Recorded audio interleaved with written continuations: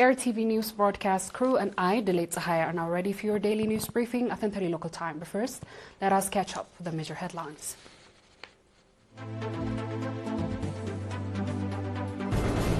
Eritrean delegation participates in various forums and meetings.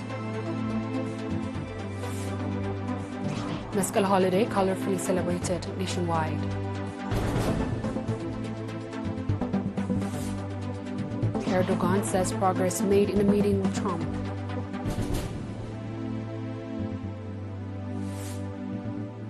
And German army holds large-scale drill, practices drone defense in the middle of Hamburg. Proceeding with our reports. The Eritrean delegation led by Mr. Osman Saleh, Minister of Foreign Affairs, participated in various forums and meetings on the sidelines of the 80th session of the United Nations General Assembly in New York. At these events, the delegation delivered messages of outlining Eritrea's stance on the agendas and issues raised. Accordingly, the Eritrean delegation took part on the 7th ministerial meetings of the Group of Friends in Defense of the UN Charter, the 24th meeting of the landlocked developing countries, the annual meeting of the least developed countries, the International Day of the Total Elimination of Nuclear Weapons, and the 4th high-level meeting of the General Assembly on prevention and control of non-communicable diseases and the promotion of mental health and well-being. At the 7th ministerial meeting of the Groups of Friends in Defense of the UN Charter, Minister Osman stated that the summoning of the meeting comes at a critical global transition period in which the world order is ongoing transformative change. He reiterated that Eritrea, a law-abiding nation that has paid dearly to achieve independence and preserve sovereignty, firmly upholds the cardinal principles preserved in the UN Charter. He categorically rejected any reckless attempts and transgress these principles in pursuit of preserved geopolitical interests, warning that such actions would lead to unprecedented regional and international destabilization. The 24th meeting of the landlocked developing countries, Minister Osman reaffirmed that Eritrea is a sovereign coastal state and that its ports are the national assets. He stressed that any arrangements for their use, whether commercial or logistical, are matter to be negotiated directly and bilaterally between Eritrea and its chosen partners. Mediation by external powers, he emphasized, is neither legally required nor politically acceptable. Minister Osman further underlined Eritrea's rejection for external interferences that undermines its sovereignty while affirming openness to commercial partnership on fair and equal terms.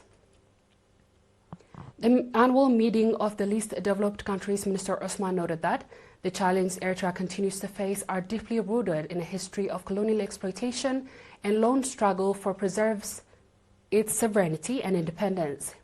He highlighted that external threats are constantly hampered development while illegal unilateral sanctions strangled the economy and restricted access to resources and technology. He added that repeated acts of aggression and sinister policies aimed at undermining Eritrea's very extensive have forced the countries to divert resources from essential development programs towards defining its sovereignty and territorial integrity. At the UN high-level meeting on nuclear weapons elimination, Minister Osman stressed that as this year's International Day of the Total Elimination of Nuclear Weapons coincides with the 80th anniversary of the UN, it provides an opportunity for serious reflection on the international peace and security architecture, while has been gravely undermined by continued threats posed in nuclear weapons. In a related news, Ms. Elsa Haile, Director General for International Organization, participated in the 4th UN-level meeting on preventing and control of non-communicable diseases and the promotion of mental health and well-being on 25th September. Ms. Elsa gave an extensive briefing on Eritrea's health policy, the progress achieved, and the challenges being encountered. She emphasized that while non-communicable diseases and mental health challenges are global in scope, response must be tailored to specific realities of each country, recognizing the different stage of health services delivered and socioeconomic developments.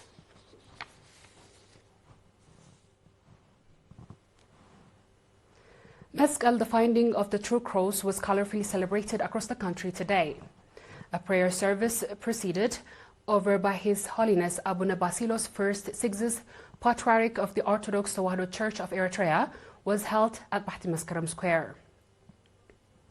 The celebratory event was attended by ministers, senior government and PFDJ officials, members of the Holy Synod, archbishops, members of the diplomatic community, and the large number of the faithful.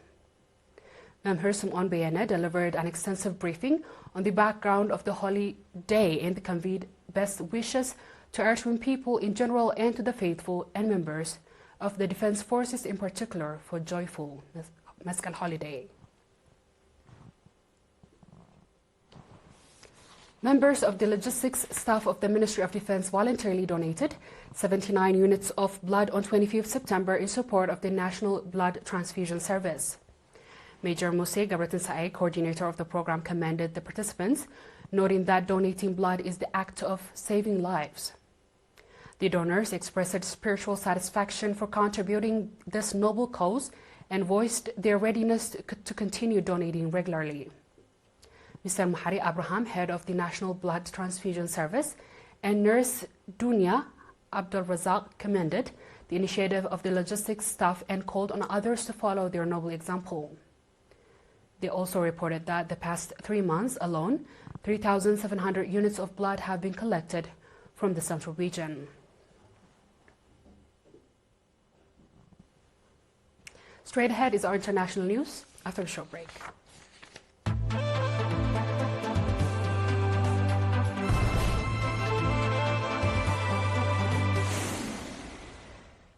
Welcome back. Turkish President Recep Tayyip Erdogan said on Friday that meaningful progress was made on bilateral and regional issues during this meeting with U.S. President Donald Trump at the White House on Thursday. "We are leaving Washington with satisfaction," Erdogan told reporters on his flight back to Turkey, according to transcript shared by his office. On economic relation, Erdogan said they discussed measures to enhance trade and investment, ties based on mutual interest, adding that they talked about Gaza and Syria. "We exchanged views on trade facilitating steps, including review of customs duties to achieve our $100 billion trade target," he said. He also said that talks addressed the step to advance cooperation in defense and security. The meeting took place aimed at ongoing unresolved issues in the U.S.-Turkey relations, including the dispute over the sale of F-35 fighter jets to Ankara, the U.S. sanctions on Turkey, and Trump former called for NATO members, including Turkey, to cease purchasing Russian oil. During his first term, Trump removed Turkey and NATO ally from its F-35 fighter jets program following Ankara's purchase of the Russian defense system. On our final report, the German port city of Hamburg currently hosts a large-scale 3-day-long army drill named Red Storm Bravo, which began on Thursday and involves several hundreds of bonded soldiers along with civilian organizations. The exercise, which includes drone defense, aims to strengthen coordination between military and emergency services like police, fire department, and technical relief units.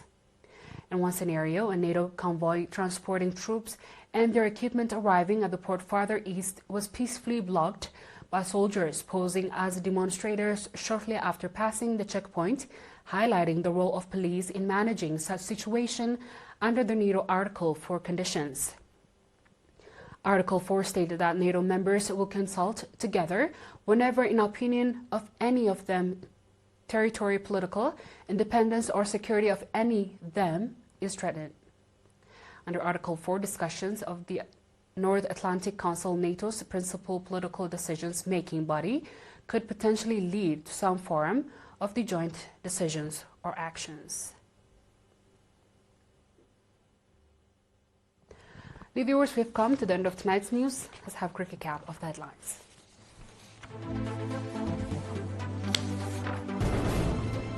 Eritrean delegation participates in various forums. Meskel holiday color-free celebrated nationwide. Erdogan says progress made in meeting with Trump.